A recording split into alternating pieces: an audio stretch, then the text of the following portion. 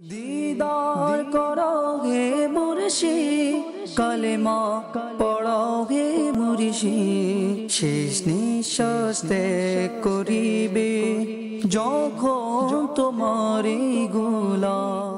আলহামদুলিল্লাহি রাব্বিল আলামিন ওয়াসসালাতু ওয়াসসালামু আলা খাতামিন নাবিয়্যিন আম্মা বা'দ ফাআউযু বিল্লাহি মিনাশ শাইতানির রাজীম বিসমিল্লাহির রহমানির রহিম আসসালাতু ওয়াসসালামু আলাইকা ইয়া রাসূলুল্লাহ ওয়া আলা আলিকা ওয়া আসহাবিকা ইয়া হাবিবাল্লাহ আসসালাতু ওয়াসসালামু আলাইকা ইয়া নবিয়াল্লাহ ওয়া আলা আলিকা ওয়া আসহাবিকা ইয়া নূরাল্লাহ। ইসলামী ভাইরা এবং মাদানী চ্যানেল দর্শকবৃন্দ, মাদানী চ্যানেল অনুষ্ঠান গৌসে পাকের কারামত, এই পবিত্র অনুষ্ঠানে আমরা শুনে থাকি প্রতিদিনের ন্যায় আমার গৌসে পাক রাহমাতুল্লাহ তাআলা আলাইহি এর প্রিয় প্রিয় কারামত সমূহ, যা শুনে আমাদের আশিকানে গৌসে পাক যারা হয়ে থাকেন, যারা আমরা আমার গৌসে পাককে মহব্বত করে থাকি, আমাদের অন্তরের মধ্যে ইমানের জুস চলে আসে, ইমানের মধ্যে আমাদের স্পৃহা বেড়ে যায়। আল্লাহর ওয়ালিদের মহব্বত যারা রাখে তাদের কাছে এই অনুষ্ঠানটা অবশ্যই ভালো লাগার বিষয়, কেননা আল্লাহ ওয়ালাদের মহব্বত যাদের থাকে তাদের অন্তরে গৌসে পাকের মহব্বত অবশ্যই রয়েছে, কেননা আমার গৌসে পাক সকল ওয়ালিদের সরদার, সকল ওয়ালিদের সুলতান, আবার গৌসে পাকের মকাম। আল্লাহ পাক আমার গৌসে পাকের যে শান রয়েছে তা আমাদের বুঝার তৌফিক দান করুন। ইসলামী ভাইরা এবং মাদানী চ্যানেল দর্শকবৃন্দ, আমরা প্রতিদিনের নেই আজকেও ইনশাআল্লাহ আমার গৌসে পাকের কারামত সম্পর্কে শোনার পূর্বে আমরা একটা দুরুদ পাকের ফজিলত শ্রবণ করে নিব, কেননা হাদিস শরীফের মধ্যে দুরুদ শরীফের অগণিত ফজিলত বর্ণিত রয়েছে। আমরা দাওয়াত ইসলামের প্রকাশনা প্রতিষ্ঠান মাকতাবাতুল মদিনা কর্তৃক প্রকাশিত ফয়জানে সুন্নতের যে প্রথম খণ্ড রয়েছে, এই প্রথম খণ্ড যদি আমরা খুলে দেখি, আমার আমির আহলে সুন্নাত দামাত বারাকাতুহুম আলিয়ার যে কিতাবগুলো রয়েছে, এটা যদি আমরা খুলি তো প্রত্যেকটা কিতাবের পৃষ্ঠার মধ্যে আমার প্রিয় নবী সাল্লাল্লাহু তাআলা আলাইহি ওয়া আলিহি ওয়াসাল্লামের দুরূদ শরীফ আমরা দেখতে পাবো, কেননা দুরুদ পাক ছাড়া আমাদের আশিকানে রাসূলের জীবন অচল। কেননা দুরুদ শরীফ এটা আমাদের যেন দৈনন্দিন জীবনের একটা ওয়াজিফা হয়ে যায়। তো আমার আকা সাল্লাল্লাহু আলাইহি ওয়া আলিহি ওয়াসাল্লামের উপর দুরুদ পাক পাঠ করা, এটা যেন আমাদের জীবনের মধ্যে একটা অভ্যাসে পরিণত হয়, কেননা আমার নবীর উপর দুরূদ শরীফ যারা পাঠ করে আল্লাহ পাক তাদের উপর খাস রহমত বর্ষণ করেন, আর ওই রহমতের কারণে আল্লাহ পাক আমার প্রিয় নবী সাল্লাল্লাহু আলাইহি ওয়া আলিহি ওয়াসাল্লামের শাফাআত দান করবেন। ওই রহমতের কারণে দুনিয়াতে বালা মুসিবত থেকে বাঁচাবেন, কবরে আযাব থেকে বাঁচাবেন, কিয়ামতের ভয়াবহতা থেকে বাঁচাবেন। হাদিস পাকের মধ্যে এইভাবে বর্ণিত রয়েছে, আমার প্রিয় নবী রাসূল আরবি সাল্লাল্লাহু তাআলা আলাইহি ওয়া আলিহি ওয়াসাল্লামের মুবারক ফরমান হচ্ছে, মান সাল্লা আলাইয়া ফি ইয়াউমিন 50 মাররা, যে ব্যক্তি আমার উপর দৈনিক 50 বার দুরূদ শরীফ পাঠ করবে, সাফাহতুহু ইয়াউমাল কিয়ামা, কিয়ামতের দিন আমি তার সাথে মুসাফাহা করব। ইসলামী ভাইরা, এই মাদানী চ্যানেল দর্শকবৃন্দ, আপনার কি ইচ্ছা হয় আমার প্রিয় নবী সাল্লাল্লাহু আলাইহি ওয়া সাল্লামের সাথে মুসাফাহা করার? ইসলামী ভাইরা এবং মাদানী চ্যানেলের দর্শকবৃন্দ, আপনারা চিন্তা করুন, আমার প্রিয় নবী, যে নবী না হলে আল্লাহ পাক কুল কায়নাতকে সৃষ্টি করতেন না। মাহবুব, আপনাকে সৃষ্টি না করলে আমি দুনিয়ার আসমান জমিন কোনো কিছু সৃষ্টি করতাম না। তো আমার প্রিয় নবী সাল্লাল্লাহু আলাইহি ওয়া সাল্লাম এত মর্যাদাওয়ালা, এত শানওয়ালা, যার শান হচ্ছে ওয়ারাফা'না লাকা যিকরাক। ওই নবীর সাথে কিয়ামতের দিন যদি মুসাফা করার সৌভাগ্য অর্জন হয়ে যায়, যে নবীর হাত মুবারকের লাগার কারণে একটা রুটি মায়েশা সিদ্দিকা রাদিয়াল্লাহু তাআলা আনহার যে হাত, যখন ওই রুটিগুলো বানানো হচ্ছিল তখন আমার নবীর হাত মুবারকের শুধু স্পর্শ লেগেছিল, ওই রুটিটা তাবার মধ্যে এটা আর রুটি পুরা যাচ্ছিল না। আমার নবীর হাত মুবারকের এত বরকত ছিল, আমার নবীর হাত মুবারকের এমন বরকত রয়েছে যে আমার নবীর হাত মুবারক লাগার কারণে যে রুটি দুনিয়াবি একটা আগুন, এই রুটিটা তো দুনিয়াবি আগুন নয়, জাহান্নামের আগুনও জ্বালাতে পারবে না। এবার হযরত সাইয়েদনা আনাস বিন মালিক রাদিয়াল্লাহু তাআলা আনহু ঘরের মধ্যে সাহাবায়ে কেরাম দাওয়াত খেলেন। দাওয়াত খাওয়ার পর সবাই হাত মোছার জন্য যে রুমালটি নিলেন, সবার সামনে যখন ওটা ধোয়ার প্রয়োজন হলো, এটাকে নিক্ষেপ করলেন একটা আগুনের মধ্যে। কিছুক্ষণ পরে ওই আগুন থেকে পরিষ্কার একটা চাদরের নেই, একদম ফ্রেশ একটা নতুনের নেই, ওই চাদরটা বের হয়ে আসলো, নতুনের নেই হয়ে বের হয়ে আসলো। তখন সাহাবায়ে কেরাম আশ্চর্য হয়ে গেলেন, কিরে, আমরা জানি আগুন চাদরকে, কাপড়কে জ্বালিয়ে ফেলে, তো আমাদের এই ব্যবহৃত হাত মোছার যে চাদর ছিল, রুমাল ছিল, এটা ওই আগুনের মধ্যে নিক্ষেপ করার কারণে আরো পরিষ্কার হয়ে দুদুর্নে সাদা, ধবধবে সাদা, এটা পরিষ্কার হয়ে ফিরে আসলো। কেন আসলো? সাহাবায়ে কেরাম আরজ করলেন, হযরত সাইয়েদনা আনাস বিন মালিক রাদিয়াল্লাহু তাআলা আনহু ইরশাদ করেছেন যে এই চাদরকে দুনিয়ার আগুন নয়, জাহান্নামের আগুনে জ্বালাতে পারবে না। কেন? এই রুমাল মুবারক দিয়ে আমার নবী পাক সাল্লাল্লাহু আলাইহি ওয়াসাল্লামের পবিত্র হাত মুবারক, মুখ মুবারক মুছেছিলেন। সুবহানাল্লাহ। আল্লাহ পাকের নবীরা তারা এমন পবিত্র, তাদের শরীর মুবারক হচ্ছে জীবিত। তাদের শরীরকে স্বাভাবিক মানুষের শরীর যেরকম কবরের মধ্যে পৌঁছে যায়, ওইরকম পৌঁছা থেকে বাঁচা আল্লাহ পাক এটা জমিনের জন্য এটা শর্ত করে দিয়েছে, জমিনের জন্য এটা হারাম করে দিয়েছেন যে স্বাভাবিক মানুষের শরীরকে যেরকম খেয়ে ফেলে,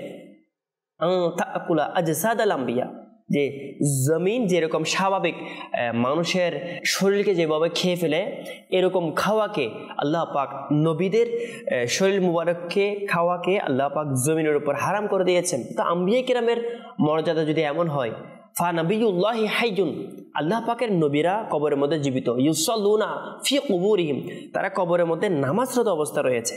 তো নবীদের শান যদি এমন হয়, তারা জীবিত কবরের মধ্যে, তারা নামাজরত অবস্থা রয়েছে, আর আমার আপনার প্রিয় নবী রাসূল আরবি সাল্লাল্লাহু আলাইহি ওয়াসাল্লামের হাত মুবারক লাগার কারণে আল্লাহ পাকের দয়ায় কেমন হলো যে রুটি আগুনে পুড়ে যাচ্ছে না, আর ওই রুমাল যেখানে আমার নবীর হাত মুবারক লেগেছে, মুখ মুবারক লেগেছে, মুখ মুবারক মুছেছিলেন আলহামদুলিল্লাহ, ওই রুমাল দিয়ে ওটা যখন ধোয়ার প্রয়োজন হতো, ওটা আগুনের মধ্যে নিক্ষেপ করে ওটাকে ধোয়া হতো।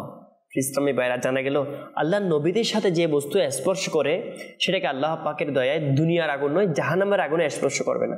তো ইসলামী বাইরা, আমরা নিয়ত করি প্রতিদিন 50 বার যারা দুরূদ পাক পাঠ করবে, ইনশাআল্লাহ আল্লাহ পাকের দয়া আমার প্রিয় নবী রাসূল আরবি সাল্লাল্লাহু আলাইহি ওয়াসাল্লামের ইনশাআল্লাহ যদি মুসাফা করার সৌভাগ্য অর্জন হয়ে যায়, ইনশাআল্লাহ এই হাতটা কখনো ইনশাআল্লাহ জাহান্নামে যেতে পারবে না। ইসলামের ব্যাপারে একটা কায়দা রয়েছে, জুস যদি জাহান্নামে না যায়, জুস বলা হয় একটা অংশকে, জুস যদি জাহান্নামে না যায়, কুলও জাহান্নামে যাবে না, কারণ জুস তো এটা কুল থেকে আলাদা হতে পারে না। এটা একটা কায়দা রয়েছে যে জুস যদি জাহান্নামে না যায় তো কুলে জাহান্নামে যাবে না। জুস যদি জান্নাতে যায়, আমার নবীর সাথে মুসাফা করার কারণে প্রতিদিন 50 বার দুরূদ শরীফ পাঠ করার বরকতে ইনশাআল্লাহ জুস অর্থাৎ অংশ, একটা হাত, এটা অংশ রয়েছে শরীরের একটা অংশ, এই হাতটা যদি জান্নাতে যায় তো পুরো শরীর জান্নাতে যাবে, অর্থাৎ ওই ব্যক্তি ইনশাআল্লাহ জান্নাতে হয়ে যাবে। আল্লাহ পাক আমাদের সবাইকে বুঝার এবং দুরূদ পাক এর হার বাড়িয়ে দেওয়ার, বেশি বেশি মহব্বত সহকারে দুরূদ পাক পাঠ করার তৌফিক দান করুন। আসুন আমরা সবাই মজলিসের বরকতে একবার মহব্বত সহকারে দুরূদ পাক পাঠ করি।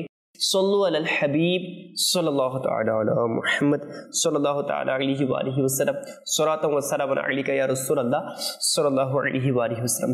প্রিয় ইসলামী ভাইরা এবং মাদানী চ্যানেলের দর্শক বিন্দু, আমরা প্রতিদিনই নেই আমার গৌসে পাক রাহমাতুল্লাহ তাআলা আলাইহির কারামত সম্পর্কে আমরা শ্রবণ করে থাকি।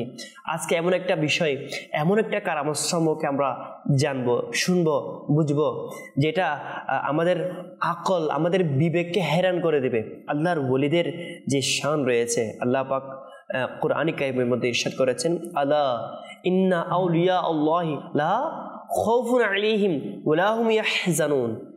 শুনে নাও, আল্লাহ পাকের ওলিদের দুনিয়াতে না কোনো ভয় রয়েছে, আখিরাতে না কোনো চিন্তা রয়েছে। তা আল্লাহ পাকের ওলিদের জন্য কোনো ভয় নেই, ওয়া লা হুম ইয়াহজানুন, তাদের কোনো চিন্তাও নেই, কেননা তারা আল্লাহ ওয়ালা হয়ে যান, তারা আল্লাহর বন্ধু হয়ে যান। আর যারা আল্লাহর বন্ধু হতে পারেন, তাদের জন্য দুনিয়া কি কোনো ভয়ের কারণ হতে পারে? তাদের আখিরাতে কোনো চিন্তার কারণ হতে পারে? নয়, তাদের কোনো চিন্তা নেই, কেননা আল্লাহ পাক কুরআন কারীমের মধ্যে অসংখ্য স্থানের মধ্যে আল্লাহর ওলিদের সম্মান বলেছেন, আল্লাহর ওলিদের কামালিয়াত, আল্লাহর ওলিদের শান, আল্লাহর ওলিদের মান আল্লাহ পাক কুরআন কারীমের মধ্যে তুলে ধরেছেন বিভিন্ন স্তরের মধ্যে। আমরা শুনে থাকি হযরত সাইয়েদানা মারইয়াম রাদিয়াল্লাহু তাআলা আনহার ঘটনা বলি। এভাবে হযরত সাইয়েদানা আসিফ বিন বারখিয়া রাদিয়াল্লাহু তাআলা আনহুর ঘটনা, রানী বিলকিসের যে সিংহাসনকে চোখের পলক মারার পূর্বে এনে দিয়েছেন।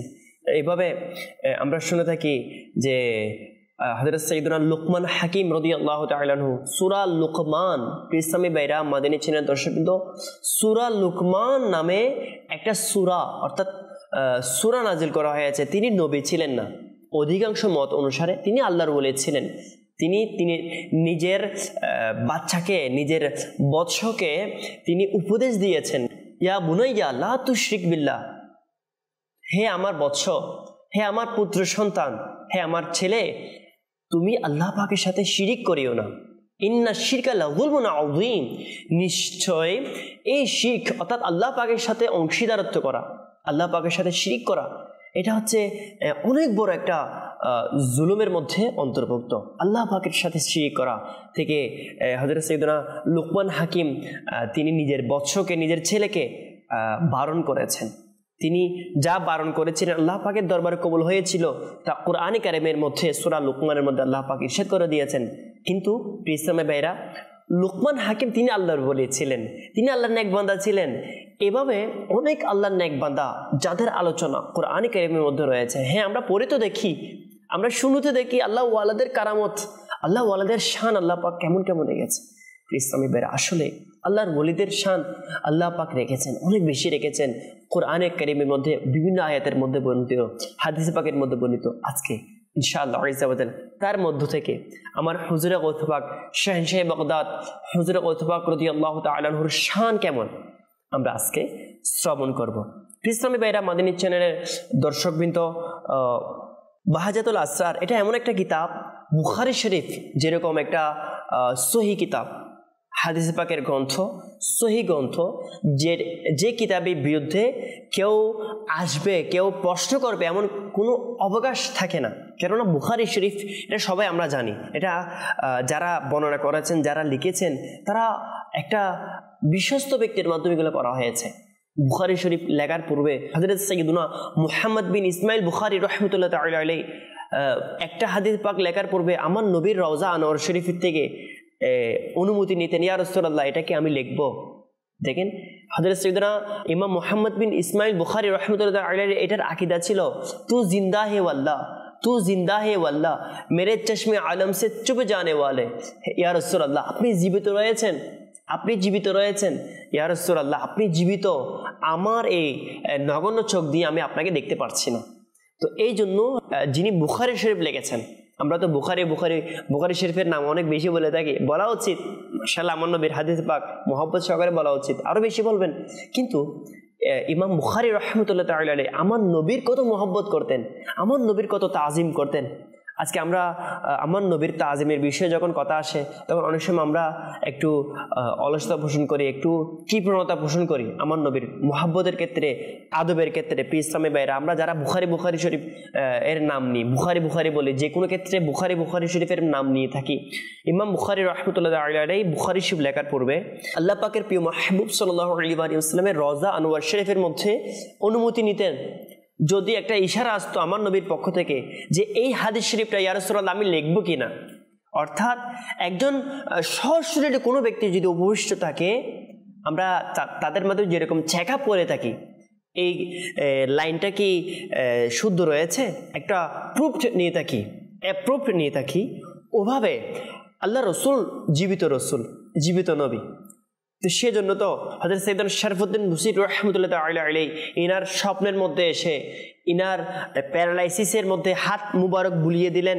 সকালে উঠে দেখা গেল প্যারালাইসিসটা চলে গেল, এবং ইনি যে মাওলা ইয়া সাল্লি ওয়া সাল্লিম দাইমান আবাদান আলা হাবিবিকা খায়রুল খালকি কুল্লিহিম, এই যে পঞ্চি লিখেছেন, এই যে নাত শরীফ লিখেছেন, এই যে গজল লিখেছেন, এই গজল আমার নবী খুশি হয়েছিলেন। সেজন্য রাত্রে খুশি হয়ে আমার আকা সাল্লাল্লাহু আলাইহি ওয়াসাল্লাম রাত্রে হযরত সাইয়েদনা ইমাম শরফুদ্দীন বুসিরি রাহমাতুল্লাহ তাআলা আলাইহি স্বপ্নে এসে ওনার ওই প্যারালাইসিস জায়গার মধ্যে হাত মুবারক বুলিয়ে দিলেন, শিফার সুস্থতার মুবারক হাত বুলিয়ে দিলেন, এবং খুশি হয়ে এনাকে একটা চাদর তোহফা দিলেন। এই জন্য চাদরকে আরবিতে বলা হয় বুরদা অর্থাৎ চাদর। সেজন্য এটাকে বলা হয় এই মাওলা ইয়া সাল্লি ওয়া সাল্লিম দাইমান আবাদান আলা হাবিবিকা খায়রুল খালকি কুল্লিহিম। এই যে গজল নাত শরীফ রয়েছে, আমার নবী ইমাম শরফুদ্দিন বুসিরি রহমতুল্লাহ আলাইহিকে স্বপ্নে এসে যে চাদর দিয়েছেন, এটা সকালে ঘুম থেকে উঠে শিয়রের পাশে বিদ্যমান দেখলেন সরাসরি। এবং আমার নবী যে এসেছিলেন ইনার ঘরের মধ্যে, ওটার খুশবু সকাল পর্যন্ত বিদ্যমান ছিল। তো এই জন্য বলা হয় ওই নাজ শরীফের নাম কসিদায়ে বুরদা। কসিদায়ে বুরদা অর্থাৎ চাদরের নামে নামকরণ করা হয়েছে। তো আমার নবী জীবিত ওই মুহাম্মদ বিন ইসমাইল ইমাম বুখারী রাহমাতুল্লাহ তাআলা আলাইহি আমার নবীর দরবারে হাদিস শরীফ লেখার পূর্বে তিনি অনুমতি নিতেন, ইয়া রাসূলুল্লাহ আপনি যদি অনুমতি দেন, একটু ইশারা যদি দেন, তো এই হাদিস শরীফটা আমি বুখারী শরীফের মধ্যে লিখব। হাদিস শরীফ লেখার পূর্বে তিনি গোসল করতেন, 2 রাকাত নফল নামাজ পড়তেন, আমার নবীর দরবারে আরজি জানাতেন, ইয়া রাসূলুল্লাহ যদি ভুল হয় তবে ইশারা দিন যেন না লিখি, আর যদি শুদ্ধ হয় আপনি ইশারা দিন, আপনি অনুমতি দিয়ে দিন যেন এটা বুখারী শরীফের মধ্যে আমি লিখতে পারি। তো আমার নবী পবিত্র মুবারক দরবার থেকে যখন ইশারা আসতো, তখন ইমাম মুহাম্মদ বিন ইসমাইল বুখারী রাহমাতুল্লাহ তাআলা আলাইহি বুখারী শরীফের মধ্যে এই হাদিস শরীফটা উল্লেখ করতেন। ইসলাম এবার আমরা বুখারী শরীফ সম্পর্কে শুনলাম। তো বুখারী শরীফ যেরকম একটা প্রসিদ্ধ, একটা দলিলকৃত, একটা প্রমাণিত অ্যাপ্রুভেল একটা হাদিস শরীফ গ্রন্থ, এরকম দলিলের ক্ষেত্রে একটা অ্যাপ্রুভেল কিতাব যাকে বলা হয় বাহজাতুল আসরার। বাহজাতুল আসরার এই কিতাবের মধ্যে আমার গৌসে পাক মাহবুবে সুবহানি কুতুবে রব্বানি রাদিয়াল্লাহু তাআলা আনহুর কারামত সম্মিলিত এবং আল্লাহর ওলিদের কারামত সম্মিলিত অনেক বিস্তারিত বর্ণনা রয়েছে। এই বাহজাতুল আসরার কিতাবের 128 পৃষ্ঠার মধ্যে রয়েছে। কি রয়েছে শুনে অবাক হয়ে যাবেন। আমার গৌসে পাক রাহমাতুল্লাহ তাআলা আলাইহি এর খিদমতে একদিন এক মহিলা তার বাচ্চাকে, তার ছেলেকে রেখে গেলেন, যেন ওই ছেলে যেন আমার গৌসে পাকের দরবারে কিছু ইলমে দিন শিখতে পারে, যেন আমার গৌসে পাক যেন তাকে শিক্ষা দান করে, আমার গৌসে পাক দরবার থেকে যেন ফয়েজ বরকত হাসিল করতে পারে। তো আল্লাহ ওয়ালারা কেমন ছিল ইসলামে বেরা, এই বিষয়টা থেকে আমরা শিক্ষা গ্রহণ করতে পারি। যারা মা রয়েছে ইসলামে বেরা, মাদিনী চিনা দর্শক, আমি আপনাকে বলবো যারা মা রয়েছে তাদের কিছু জিম্মাদারি রয়েছে। মা যখন আমার গৌসে পাকের আম্মি জানের মতো হয় না, ইসলামে বেরা অন্তরকে খুলে শ্রবণ করুন আমার এই কথাটি। মা যখন আমার গৌসে পাকের আম্মি জান হযরত সাইয়্যিদাতুনা উম্মুল খায়র ফাতিমা রাহমাতুল্লাহ তাআলা আলাইহার মতো হয়, যার অস্তিত্বকে কখনো সূর্য দেখেনি, সেজন্য তো হযরত সাইয়্যিদুনা আবু সালেহ মুসা জঙ্গি দোস্ত, যিনি আমার গৌসে পাকের আব্বুজান ছিলেন, তিনি একটা সামান্য একটা মানে ক্ষুধার ধারণায় নদী দিয়ে আসা একটা আপেল, এই আপেলটি নদী দিয়ে আসা ছিল, এটার কোনো মালিক ছিল, এটা খাওয়ার পর ইনার মধ্যে আল্লাহ পাকের ভয় চলে আসলো। বাবার ভয় কেমন দেখেন, বাবা যদি এমন ভয়ওয়ালা হয়, একটা ক্ষুধার তাড়নায় ইবাদত করতে করতে ক্ষুধার তাড়নায় একটা আপেল খেয়ে এর মধ্য থেকে ভাবাবেগ চলে আসলো যে এটা কার, এটার মালিক কে হবে। যখন ওই আপেল যেদিকে আসলো ওদিকে গেলেন, ওই মালিকের কাছে পৌঁছে ওই মালিকের দরবার থেকে যখন মাপ ছিলেন, মালিক যখন দেখলেন ইনি অবশ্যই আল্লাহওয়ালা ব্যক্তি, এনাকে মাপ তো করে দিলাম কিন্তু এনাকে ছাড়াছাড়ি করা যাবে না, এনাকে 12 বছর সময় নিলেন, যেন 12 বছর পর্যন্ত বাগানের মধ্যে পানি দিতে হবে, এরপর মাপ করব। এটা ছিল ইনার একটা প্রকাশ্য একটা বিষয়, কিন্তু ইনার নিয়ত ছিল এইরকম নেককার ব্যক্তিকে আমি ছেড়ে দিতে পারি না।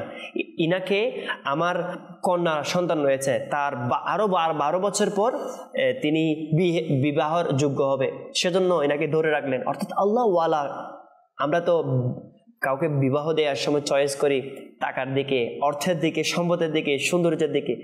ইসলামে বেশক করুন, সবগুলো করুন, সম্পদ, অর্থ, সুন্দর সব দেখুন, কিন্তু প্রথম তো তার মধ্যে আল্লাহ রসুলের মহব্বত আছে কিনা, আল্লাহ রসুল এর প্রিয় কিনা, আল্লাহ রসুলের প্রিয় ভাজন আমল করে কিনা, আল্লাহর ওলিদের পছন্দনীয় ব্যক্তি কিনা, আমরা এটা তো চেক করা প্রয়োজন। তো আমার গৌসে পাকের আব্বুজানের তাকওয়া এমন ছিল, আম্মি জান যাকে বললেন যে আব্বুজান, যখন বিয়ে দেওয়ার জন্য হযরত সাইয়্যিদনা আবু সালিম মুসা জঙ্গি দোস্ত রাহমাতুল্লাহ আলাইহির সাথে কথা বললেন, 12 বছর শেষ, আজকে মাফ করে দিবেন, আমার 12 বছর শেষ, তোমাকে মাফ করব, কিন্তু একটা শর্তে। কোন শর্তে? আমার এক মেয়ে সন্তান রয়েছে, যিনি চোখে দেখে না, কানে শুনে না, যিনি ল্যাংড়া, যিনি অন্ধ, সব দিক দিয়ে মাজুর, তাকে বিয়ে করবে, বিয়ে করলে মাফ করে দিব। দেখেন, এই মাফ করানোর জন্য জীবনের একটা ক্রিটিক্যাল মামলা বিবাহ, এমন যে বলা হচ্ছে অন্ধ বলা হচ্ছে বধির, বলা হচ্ছে ল্যাংড়া, এভাবে মানে এমনভাবে বলা হচ্ছে যে সব দিক দিয়ে মাজুর, অপারক। কিন্তু তিনি বারবার বলছেন, তারপরে কি মাফ করবেন? প্রিয় ইসলামী ভাইরা, মাদিনী চ্যানেলের দর্শকবৃন্দ, আমরা যারা সামান্য বিষয়গুলোকে আমরা দেখি না, কখনো কারো কলম নিয়ে নিলাম অফিস থেকে, অথচ ওই কলমটা আমার নয়। আমরা কারোর সাথে কথা বলতে বলতে কারো খিলাল নিয়ে নিই, এটা আমার নয়। বনি ইসরায়েলের এক ব্যক্তি 70 বছর ইবাদত করার পর, দিনে রোজা রাখতেন, তওবা করার পর ইনি 70 বছর ইবাদত করেছেন, দিনে রোজা রাখতেন, রাত্রে ইবাদত করতেন। 70 বছর ইবাদত এইভাবে করেছেন, কখনো ছায়ার মধ্যে ঘুমায় নেই। অর্থাৎ তিনি রোদের মধ্যে ইবাদত করতেন, কখনো ছায়ার মধ্যে উপবিষ্ট হননি। তিনি লবণযুক্ত খাবার কারণে, প্রিয় ইসলামে বেটা আমাদের জন্য অবাক হবে, আমাদের জন্য অবাকযোগ্য, লবণযুক্ত খাবার কখনো খেতে পারেননি। তিনি নিজের নফসকে দমন করে রাখার জন্য, আল্লাহ পাকের সন্তুষ্টির জন্য লবণ ছাড়া খাবার খেতেন, ছায়া ছাড়া বসতেন, অর্থাৎ রোদের মধ্যে বসতেন, ছায়ার মধ্যে বসতেন না। নিজের আত্মাকে কষ্ট দিতেন, অর্থাৎ নিজের নফসকে কষ্ট দিতেন। সারা দিন রোজা, সারা রাতে ইবাদত, এভাবে 70 বছর অতিবাহিত করার পর ইনাকে যখন একজন ইন্তেকালের পর স্বপ্নে দেখলেন, তোমার সাথে আল্লাহ পাক কেমন আচরণ করেছেন? তিনি বললেন, আল্লাহ পাক আমাকে মাফ করে দিয়েছেন, কিন্তু একটা বিষয়ের কারণে এখনো জান্নাতে যেতে বাধা প্রদান করা হয়েছে। কোন বিষয়? যে জান্নাতের মধ্যে যেতে বাধা প্রদান করা হয়েছে, যে আমার সব ইবাদত ঠিকই ছিল, সব আমল ঠিক ছিল, কিন্তু এত বেশি ইবাদত, এত বেশি নামাজ, এত বেশি রোজা থাকার সত্ত্বেও আমি একদিন, ওই বনি ইসরায়েলের ব্যক্তি বলছেন যে আমি একদিন অনুমতি ছাড়া কারো একটা খিলাল, সামান্য, এটার দাম 1 টাকাও হবে না ইসলামেরা, একটা খিলাল অনুমতি ছাড়া নেয়ার কারণে তার কাছ থেকে মাপ চেয়ে নেওয়া এখনো বাকি রয়েছে, যার কারণে এখনো পর্যন্ত জান্নাতে যেতে বাধা প্রদান করা হচ্ছে। ইসলামী ভাইরা, আমরা কারো এতিমের হক নিয়ে নিচ্ছি, কারো 1 বিঘা জায়গা নিয়ে নিচ্ছি। ইসলামী ভাইরা, আমার আলা হযরত রাহমাতুল্লাহ তাআলা ইরশাদ করেছেন, আমার আলা হযরত রাহমাতুল্লাহ তাআলা আলাইহি ইরশাদ করেছেন, যে ব্যক্তি বিনা হক, অর্থাৎ না হক ভাবে কারো 3 পয়সা আত্মসাৎ করে, ইসলামী ভাইরা মনোযোগ সহকারে শ্রবণ করবে, মাত্র 3 পয়সা, 100 পয়সাতে 1 টাকা হয়ে থাকে, 100 পয়সা অনেক দূরে, শুধুমাত্র 3 পয়সা, যে ব্যক্তি 3 পয়সা কারো আত্মসাৎ করবে, কিয়ামতের দিন তার 1500 কৃত মকবুল জামাত সহকারে নামাজ পড়ার সওয়াব তাকে 3 পয়সার কারণে দিয়ে দিতে হবে। আল্লাহু আকবার। প্রিয় ইসলামী ভাইরা, আমাদের আমলের মধ্যে 1500 জামাতে নামাজ পড়েছি, কবুল হয়েছে, এমন গ্যারান্টি আমরা 1 ওয়াক্ত নামাজে দিতে পারবো না। একটা ওয়াক্ত যেটা আমাদের নামাজ পড়েছি বা কবুল হয়েছে, আমরা নামাজ তো অনেকে পড়িও না, পড়লে অলসতা সহকারে পড়ি, পড়লে অনেকে জামাতে পড়ি না। বলা হচ্ছে জামাত সহকারে এবং কবুল হয়েছে, এই শর্ত যে কবুল হয়েছে আমরা কে বলতে পারবো? তো ইসলামী ভাইরা, আমাদের উচিত কারো সম্পদ আত্মসাৎ না করা। কিয়ামতের দিন 3 পয়সার কারণে 1500 জামাতের নামাজের নেকি যখন দিতে হবে, তো যখন নেকি থাকবে না, তখন গুনাহ নিয়ে নাউযুবিল্লাহ আস্তাগফিরুল্লাহ জাহান্নামে যেতে হবে। তো আমাদের উচিত ওই বনি ইসরায়েলের ব্যক্তি ইবাদতকারী শুধুমাত্র একটা খিলালের কারণে তার জান্নাতে যেতে বাধা প্রদান করা হয়েছে। তো আমার গৌস পাকের আব্বুজান এই একটা আপেলের কারণে এই সিদ্ধান্ত নিতে বাধ্য হলেন যে বধির হোক, মানে অন্ধ হোক, তাকে আমি শাদী করব, কিন্তু মাফ করতে হবে। এই অভ্যাসটা আমাদের থাকা উচিত। কারো কোনো কিছু যদি ভুলে কোনো হক নষ্ট হয়ে যায়, তার কাছে গিয়ে মাপ চেয়ে নেয়। আজকে দুনিয়াতে মাফ করে দেবে, কিয়ামতের দিন করবে না। তো আল্লাহর ওলিদের, আমার গৌসে পাকের আব্বুজানের এই আদতে মুবারাকা থেকে, এই মহৎ অভ্যাস থেকে, এই মহৎ গুণ থেকে আমরা শিক্ষা গ্রহণ করি। একটা আপেল কেন, একটা আপেল কেন, একটা ছোট একটা 1 টাকার বিষয় হোক না কেন, আমরা শুনলাম 1 টাকা নয়, শুধু 3 পয়সার কারণে 1500 জামাতের নেকি দিতে হবে। আল্লাহু আকবার। 1 পয়সা, 1 টাকা নয়, 3 পয়সার কারণে, আর ওখানে 1 টাকার, ওখানে একটা আপেল। আস্তাগফিরুল্লাহ। আমার গৌসে পাকের আব্বুজানের এটা তাকওয়া ছিল, আল্লাহর পাকের ভয় ছিল। ওয়ালিমান খাফা মাকাম রাব্বিহি জান্নাতান, যে আল্লাহ পাকের ভয়, আল্লাহ পাকের সামনে দণ্ডায়মান হওয়াকে ভয় করে, আল্লাহ পাক তার জন্য 2টি জান্নাত রেখেছেন। জি হ্যাঁ, 2টি জান্নাত রেখেছেন। তা আমার গৌসে পাকের এই আব্বুজানের এরকম ভয় ছিল যে মাপ করতে হবে, মাপ না করলে তো আমি ফেঁসে যাবো, আস্তাগফিরুল্লাহ, এরকম ভয় ছিল। তো আমার গৌথ পাকের আম্মি যান যখন দেখলেন ইনি তো ভালো, তো ইরশাদ করলেন, এটা ওই মেয়ে আমার, যে মেয়ে কখনো ইসলামী বেরা, যে মেয়েকে কখনো রোদ স্পর্শ করতে পারেনি, যে মেয়েকে কখনো কে চোখে দেখেনি সেজন্য বললাম অন্ধ, যে মেয়েকে কখনো, যে মেয়ের আওয়াজ কখনো শুনতে পারেনি সেজন্য বলা হচ্ছে এই মেয়েকে বধির। ইসলামী বেরা, যে মেয়ে কখনো ঘরের বাইরে যাননি সেজন্য বলা হচ্ছে ল্যাংড়া, অর্থাৎ এমন নেককার। তো ওই নেককার যখন মা হয়, ওই নেককার তাকওয়া মাপ চাওয়ার জন্য 12 বছর পর্যন্ত মাপ চাওয়ার জন্য বাগানের মধ্যে পানি দিচ্ছে, শুধু একটা আপেলের মাপ চাওয়ার জন্য। ওই বাবার সন্তান যখন হয় না, তখন আমার গৌসে পাক, সকল ওলিদের সরদার আমার গৌসে পাক হুজুর আব্দুল কাদের জিলানী রাহমাতুল্লাহ তাআলা আলাইহি নেই হয়ে থাকে। মা যখন আমার গৌসে পাকের আম্মি যান হযরত সাইয়্যিদাতুনা উম্মুল খায়র ফাতিমা রাহমাতুল্লাহ তাআলা আলাইহির মতো হয়, বাবা যখন আমার গৌসে পাকের আব্বুজান খাজা আবু সালেহ মুসা জঙ্গি দোস্ত রাহমাতুল্লাহ তাআলা আলাইহির মতো হয় না, তখন আল্লাহ পাক তাদের ওই পবিত্র রহমের মধ্যে আল্লাহর ওলি দান করেন। তো আমাদের আম্মি যান যারা আছেন তাদের উচিত নিজের মাকে, নিজের সন্তানদেরকে আল্লাহর ওলিদের কাছে নিয়ে যাওয়া, আল্লাহর ওলিদের দরবারে দেয়া, যেন আল্লাহর ওলিদের সুদৃষ্টি পায়, আল্লাহর ওলিদের উসিলায় যেন ওই সন্তান যেন নেককার হতে পারে।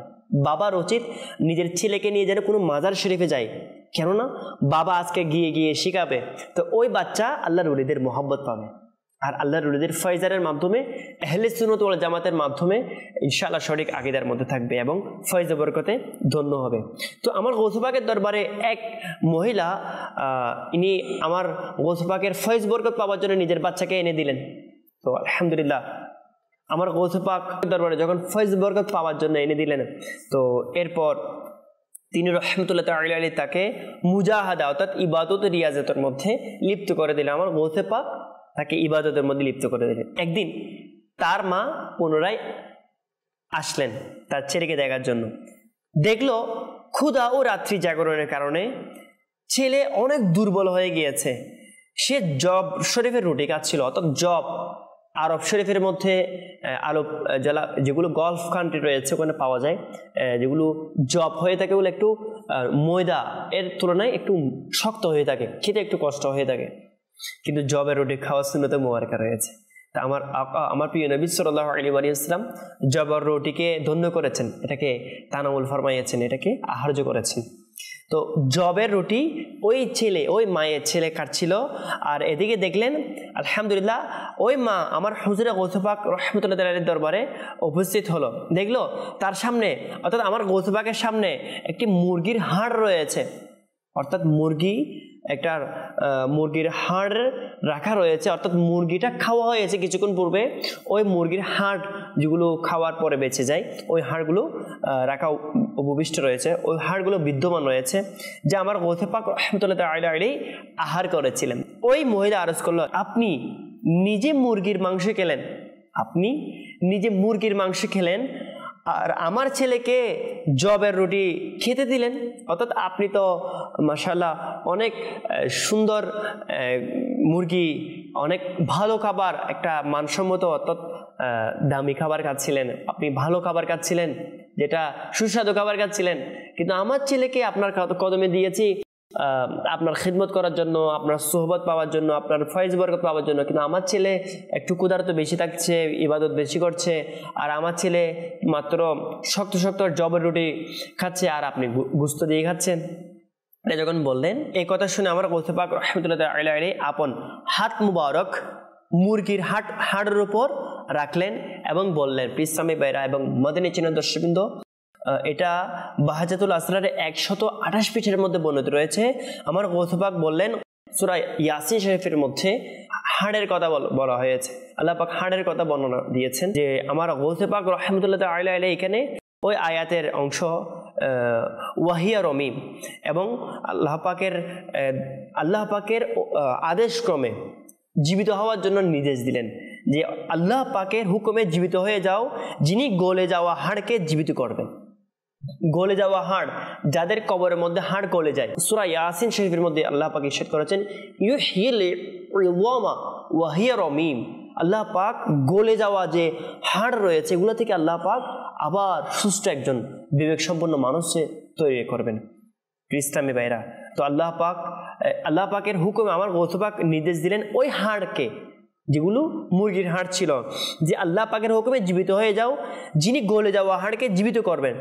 এই কথা বলা মাত্র মুরগির সাথে সাথে জীবিত হয়ে একেবারে সুস্থ সবল হয়ে দাঁড়িয়ে আওয়াজ করতে লাগলো। ইসলামী ভাইরা, এই কথা বলা মাত্র আমার গৌথে পাক রহমতুল্লাহ আলাইহি যখন এই কথা বললেন, তো সাথে সাথে মুরগি জীবিত হয়ে একেবারে সুস্থ সবল রূপে দাঁড়িয়ে আওয়াজ করতে লাগলো। ইসলামী ভাইরা, মুরগি ডাক দিতে লাগলো। কেমন ঘটনা! আমার গৌথে পাক মুরগিকে জীবিত করে দিলেন। মুরগির হাড় যেগুলো খাওয়া হয়েছিল, ওই মুরগির হাড়ের উপর হাত মুবারক রেখে যখন হুকুম দিলেন, আল্লাহ পাকের হুকুমে তুমি জীবিত হয়ে যাও, যে রব তাআলা কিয়ামতের দিন গলিত হাড় সমূহ থেকে জীবিত করবেন। ইসলামী ভাইরা, সাথে সাথে ওই মুরগিটা জীবিত হয়ে গেল। আমার গৌথে পাক রহমতুল্লাহ ইরশাদ করলেন, যখন তোমার ছেলে এই মর্যাদা পর্যন্ত পৌঁছে যাবে তখন যা ইচ্ছা তখন খেতে পারবে। ইসলামী ভাইরা, তার অর্থ হচ্ছে আমার গৌথে পাক এই মহিলার বাচ্চাটাকে, যে মহিলা আশা করে আল্লাহর ওলির ফয়েজ পাওয়ার জন্য আমার গৌথে পাক এত কদমে দিয়েছেন, আমার গৌথে পাক তাকে ওলি বানাচ্ছেন। জি হ্যাঁ প্রিয় ইসলামী ভাইরা, তাকে এমন বলি বানাচ্ছেন, আমার গৌথে পাক ইরশাদ করে দিয়েছেন, তোমার বাচ্চা যতক্ষণ পর্যন্ত এই মুরগিকে জীবিত করার মতো ক্ষমতাসীন হবে না ততক্ষণ পর্যন্ত এরকম ইবাদত রিয়াজত করতে থাকবে। প্রিয় ইসলামী ভাইরা, এখান থেকে উপলব্ধি করলাম আল্লাহর ওলিরা জীবিত করতে পারেন, কেননা এটা আল্লাহ পাকের হুকুম হয়ে থাকে। কেননা এরকম জীবিত করাটা এটা আজকে নতুন নয়, এটা হযরত সাইয়্যিদুনা ঈসা আলাইহিস সালাতু ওয়াস সালামের যুগে ঘটেছিল। হযরত সাইয়্যিদুনা ঈসা আলাইহিস সালাতু ওয়াস সালাম কোরআনে কারীমের মধ্যে রয়েছে। হযরত সাইয়্যিদুনা ঈসা আলাইহিস সালাতু ওয়াস সালাম এমন জন্মান্ধ, যারা একদম জন্ম থেকে অন্ধ, তাদেরকে হাত মুবারক বুলিয়ে দিতেন, তারা সুস্থ হয়ে যেত, তাদের চোখ ফুটে যেত। এবং যারা কুষ্ঠরোগী রয়েছে তাদেরকে হাত মুবারক বুলিয়ে দেওয়ার কারণে তারা সুস্থ হয়ে যেত। যারা মৃত রয়েছে তাদেরকে আল্লাহ পাকের হুকুমে জীবিত করতেন। তো এটা আল্লাহ পাকের হুকুমে আল্লাহ ওয়ালারা জীবিত করে থাকেন, এটাকে এখানে কোনো চিন্তা করার কোনো বিষয় নেই। কেননা আল্লাহ তাআলার ওলিদেরকে আল্লাহ পাক এমন ক্ষমতা দান করে থাকেন, আল্লাহ তাআলার নবীদেরকে আল্লাহ পাক এমন ক্ষমতা দিয়েছেন, এটা কোরআনে কারীমের মধ্যে আয়াতের মধ্যে রয়েছে। হযরত সাইয়্যিদুনা ঈসা আলাইহিস সালাম মৃতকে জীবিত করেছেন, তো আল্লাহ পাকের নবী জীবিত করেছেন, এটা করেছেন আল্লাহ পাকের হুকুমে। আমরা এটা কেউ বলছি না যে কেউ নিজের ক্ষমতায় কেউ জীবিত করে, নয়। আল্লাহ পাকের দয়াতে আল্লাহর বন্ধুরা করে থাকে, কেননা আল্লাহর বন্ধুরা তারা আল্লাহ পাকের দরবারে যা দোয়া করে তা কবুল হয়ে যায়। আল্লাহ পাক আমাদের সবাইকে বুঝার এবং আমল করার তৌফিক দান করুক, আমিন। বিজাহি নবীর আমিন সাল্লাল্লাহু তাআলা আলাইহি ওয়া সাল্লাম। দেখতে থাকুন মাদিনী চ্যানেল বাংলা, এবং ইনশাআল্লাহ পরবর্তী একটি আমার গৌথ পাকের কারামত নিয়ে পরবর্তী অনুষ্ঠানের মধ্যে আসবো ইনশাআল্লাহ। এ পর্যন্ত সুস্থ থাকুন, দেখতে থাকুন মাদিনী চ্যানেল বাংলা। সাল্লু আলাল হাবিব সাল্লাল্লাহু তাআলা আলা মুহাম্মদ সাল্লাল্লাহু আলাইহি ওয়া সাল্লাম। दीदार करो हे मुर्शिद, कलेमा पढ़ो हे मुर्शिद, शेष निश्वास ত্যাগ করিবে যখন তোমার গোলাম।